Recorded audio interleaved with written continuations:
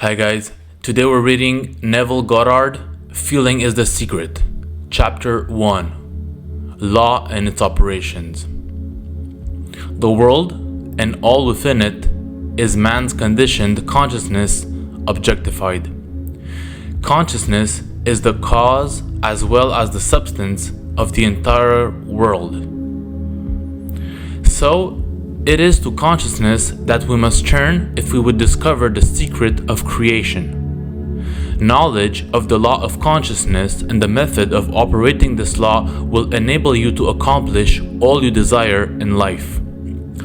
Armed with a working knowledge of this law, you can build and maintain an ideal world. Consciousness is the only and only reality, not figuratively but actually. This reality may for the sake of clarity be linked unto a stream which is divided into two parts, the conscious and the subconscious. In order to intelligently operate the law of consciousness, it is necessary to understand the relationship between the conscious and the subconscious. The conscious is personal and selective. The subconscious is impersonal and non-selective. The consciousness is the realm of effect. The subconsciousness is the realm of cause. These two aspects are the male and female divisions of consciousness. The conscious is male, the subconscious is female. The conscious generates ideas and impresses these ideas on the subconscious. The subconscious receives these ideas and gives form and expression to them. By this law, first convincing an idea and then impressing the idea conceived on the subconscious, all things evolve out of consciousness. And without this sequence, there is not anything made that is made. The conscious impresses the subconscious, while the subconscious expresses all that is impressed upon it. The subconscious does not originate ideas, but accepts as true those which the conscious mind feels to be true and, in a way known only to itself, objectifies the accepted ideas. Therefore, through this power to imagine and feel and his freedom to choose the idea he will entertain, man has control over creation. So I'll repeat this because I think I wasn't clear. So therefore, through his power to imagine and feel and his freedom to choose the idea he will entertain, man has control over creation. Control of the subconscious is accomplished through control of your ideas and feelings. The mechanism of creation is hidden in the very depth of the subconscious, the female aspect or womb of creation. The subconscious transcends reason and is independent of induction. It contemplates a feeling as a fact existing within itself and, on this assumption, proceeds to give expression to it. The creative process begins with an idea and its cycle runs its course as a feeling and ends in a volition to act. Ideas are impressed on the subconscious through the medium of feeling. No idea can be impressed on the subconscious until it is felt, but once felt, be it good, bad, or indifferent, it must be expressed. Feeling is the only and only medium through which ideas are conveyed to the subconscious. So I'll repeat this one because it's even highlighted in the book. So it says that feeling is the one and only medium through which ideas are conveyed to the subconscious. Therefore, the man who does not control his feeling may easily impress the subconscious with undesirable states. By control of feeling is not meant restraint or suppression of your feeling, but rather the disciplining of self to imagine and entertain only such feelings as contributes to your happiness. So this is another highlighted part of the book of this chapter, so I'll repeat it once again, because I think this is very important to understand and remember. Therefore, the man who does not control his feeling may easily impress the subconscious with undesirable states. By control of feeling is not meant restraint or suppression of your feeling, but rather the disciplining of self to imagine and entertain only such feeling as contributes to your happiness. So I guess his main point here, Neville's main point here, was that do not try to control all your feelings, because you cannot. We all have them. Feelings are natural, but you have to control your feelings. In a way, you have to learn to control your feelings. You're gonna have feelings. Are human. We all experience all these feelings, but the wise man, I think that's what he's meaning here, is able to control his feelings, and this is very important. I think this is a sign of maturity as well. When one person can control his feelings, this is a sign of maturity. So I'll continue reading. Control of your feeling is all important to a full and happy life. Exactly what I just said. Okay. Never entertain an undesirable feeling, nor think sympathetically about wrong in any shape or form. Do not dwell on the imperfection of yourself or others. To do so is to impress the subconscious with these limitations. What you do not want done unto you, do not feel that it is done unto you or another. This is the whole law of a full and happy life. Everything else is commentary. Oh yeah, this is another highlighted chapter, and I think this is very important. I'll repeat it. So, never entertain an undesirable feeling, nor think sympathetically about wrong in any shape or form. Do not dwell on the imperfection of yourself or others. To do so is to impress the subconscious with these limitations. What you do not want done unto you, do not feel that it is done unto you or another. This is the whole law of a full and happy life. Everything else is commentary. This is another very important point. And then Neville continues, every feeling makes a subconscious impression, and unless it is counteracted by a more powerful feeling of an opposite nature, must be expressed. The dominant of two feelings is the one expressed. The dominant of two feelings is the one expressed. So if you have two feelings, let's say one good, one bad, well, the dominant one is the one that's gonna be expressed. I am healthy is a strong feeling. I am healthy is a stronger feeling than I will be healthy. This is good. To feel I will be is to confess I am not. I am is stronger than I am not. To feel I will be is to confess I am not. I am is stronger than I am not. Okay, so I think what Neville tries to say here, don't say you will be, say you are. So don't say I will be healthy, say I am healthy. I am healthy. What you feel you are always dominates what you feel you would like to be. Therefore, to be realized, that wish must be felt as a state that is rather than a state that is not. So I'll repeat this, it's another highlighted part of the book. What you feel you are always dominates what you feel you would like to be. Therefore, to be realized, the wish must be felt as a state that is rather than a state that is not. Sensation precedes manifestation and is the foundation upon which all manifestation rests. Be careful of your moods and feelings, for there is an unbroken connection between your feelings and your visible world.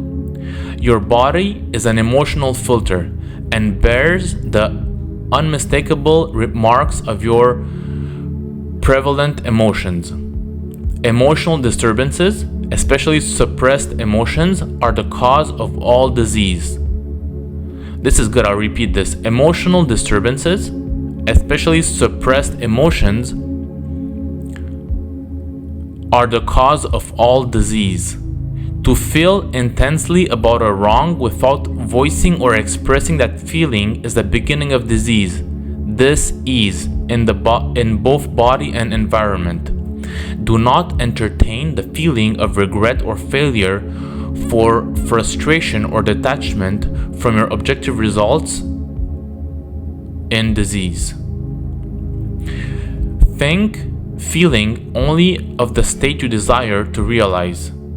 Feeling the reality of the state sought and living and acting on that conviction is the way of all seeming miracles. So I'll repeat this part as highlighted in the book. Think feelingly only of the state you desire to realize. Feeling the reality of the state sought and living and acting on that conviction is the way of all seeming miracles.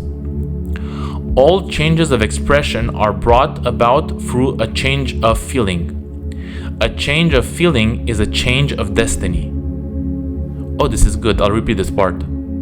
All changes of expression are brought about through a change of feeling. A change of feeling is a change of destiny. All creation occurs in the domain of the subconscious. What you must acquire then is a relative control of the operation of the subconscious, that is, control of your ideas and feelings. Chance or accident is not responsible for the things that happen to you, nor is predestined fate the author of your fortune or misfortune. Your subconscious impressions determine the conditions of your world. The subconscious is not selective. It is impersonal and respecter of persons. Acts 10:34, Romans 2:11. The subconscious is not concerned with the truth or falsity of your feeling. It always accepts as true that which you feel to be true. So the subconscious always accepts to be true what you feel to be true. This is, I think, a very important point. Feeling is the assent of the subconscious to the truth of that which is declared to be true. Because of this quality of the subconscious, there is nothing impossible to man. Whatever the mind of man can conceive and feel as true, the subconscious can and must objectify. This is a very important part. I think I'll read it again. Whatever the mind of man can conceive and feel as true, the subconscious can and must objectify. Your feelings create the pattern from which your world is fashioned, and the change of feeling is a change of pattern. The subconscious never fails to express that which has been impressed upon it. The moment it receives an impression, it begins to work out the ways of its expression. It accepts the feeling impressed upon it, your feeling as a fact existing within itself, and immediately sets about to introduce in the outer or objective world the exact likeness of that feeling. The subconscious never alters the accepted beliefs of man. It outpictures them to the last detail, whether or not they are beneficial. To impress the subconscious with the desirable state, you must assume the feeling that would be yours had you already realized your wish. So this is highlighted in the book, and I'll repeat this point because I think it's very important to understand and remember. To impress the subconscious with the desirable state, you must assume the feeling that would be yours had you already realized your wish. So, as the book says, feeling is a secret. So feel your wish already realized, and you're on the way of making it a reality. That's what Neville says here. In defining your objective, you must be concerned only with the objective itself. The manner of expression or the difficulties involved are not to be considered by you. This is very important.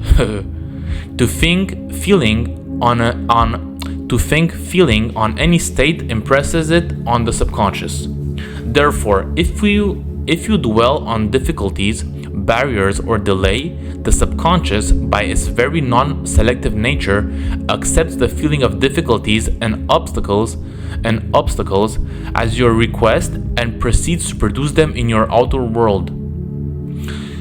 Wow, this is a very important point. It says that if you think something is difficult to do and you keep thinking about it, you keep feeling the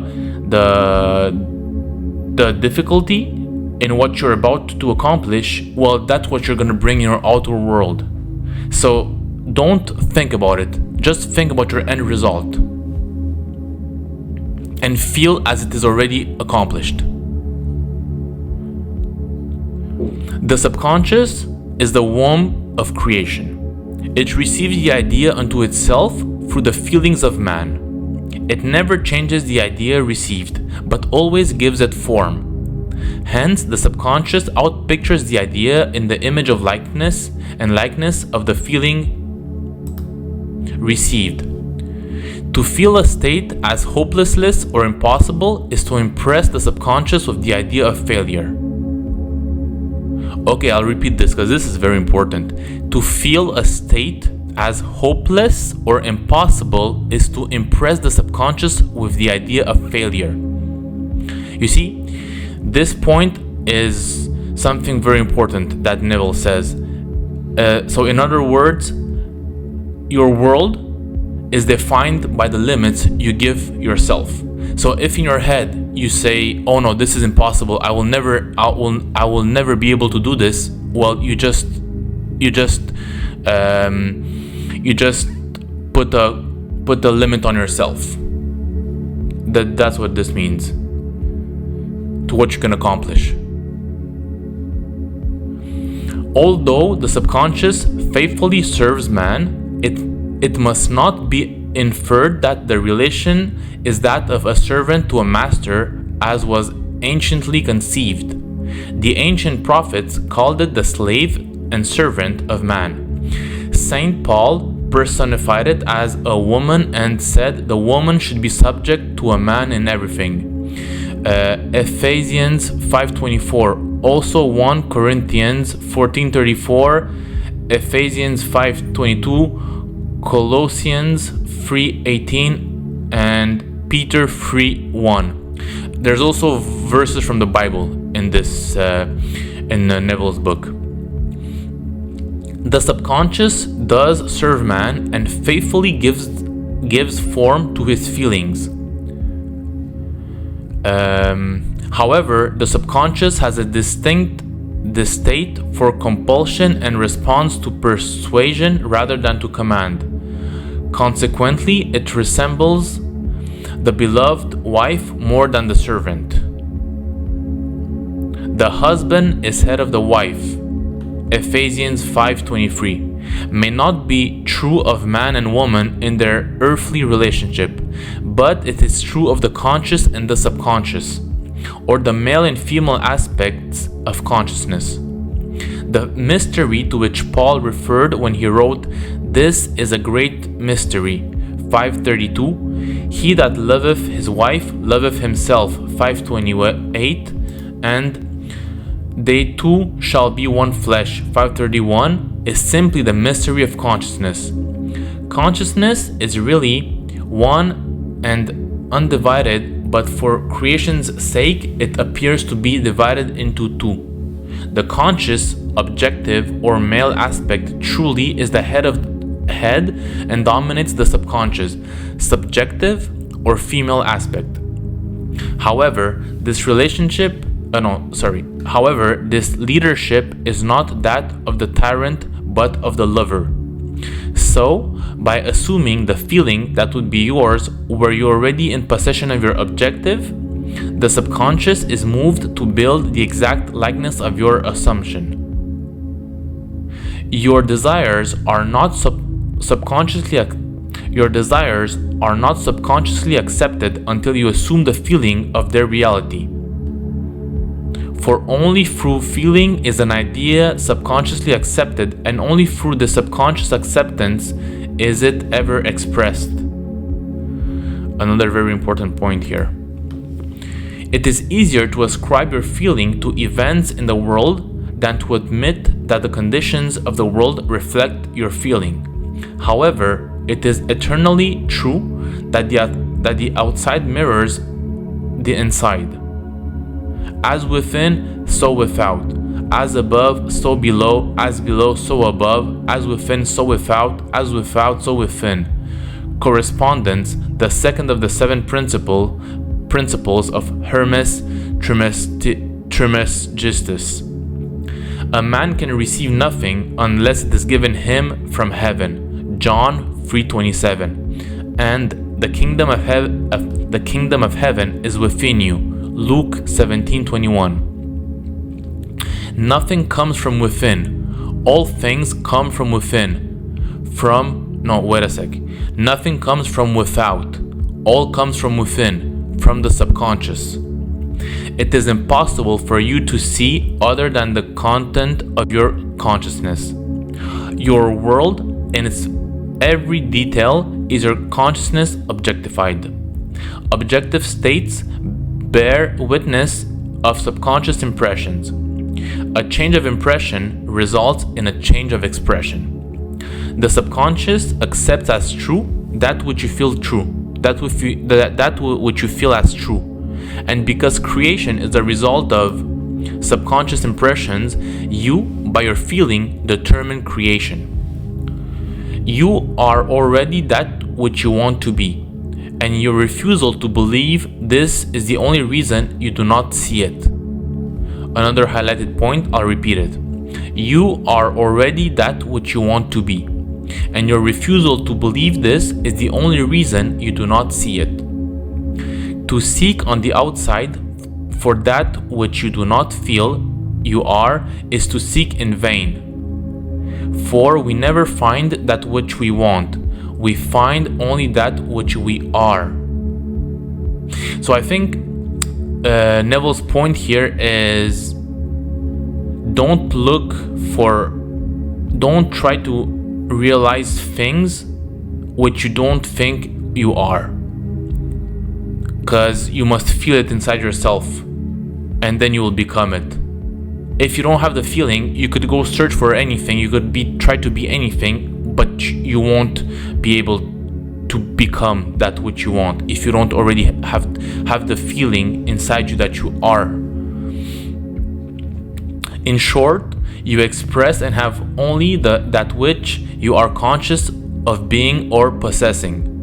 To him that hath it is given. Matthew 13:12, 25:29, Mark 4:25, Luke 8:18, 19:26.